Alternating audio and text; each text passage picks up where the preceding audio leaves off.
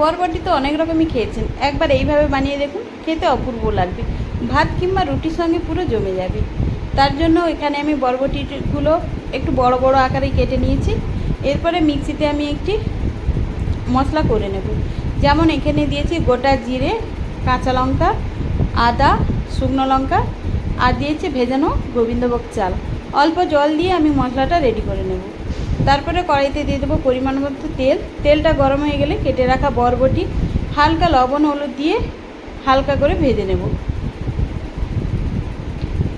সুন্দরভাবে বরবটিটা ভাজা হয়ে গেছে, এবার আমি নামিয়ে নেব। আবার আমি কড়াইটা পরিষ্কার করে দিয়ে দেবো পরিমাণ মতো সর্ষের তেল, আর দেবো শুকনো লঙ্কা আর হিং।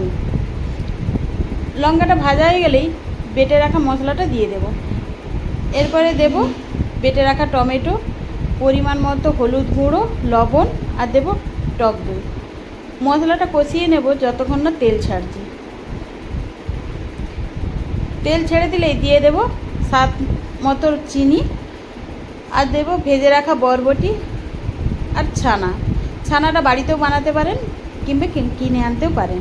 হালকা নাড়াচাড়া করে নেওয়ার পরে দিয়ে দেব জল, তবে খুব বেশি জল লাগবে না, অল্প পরিমাণে জল দিতে হবে। একটু ফুটে উঠলেই গা মাখা হয়ে গেলেই দিয়ে দেবো 1 চামচ ঘি। হালকা নাড়াচাড়া করে নামিয়ে নিলেই রেডি।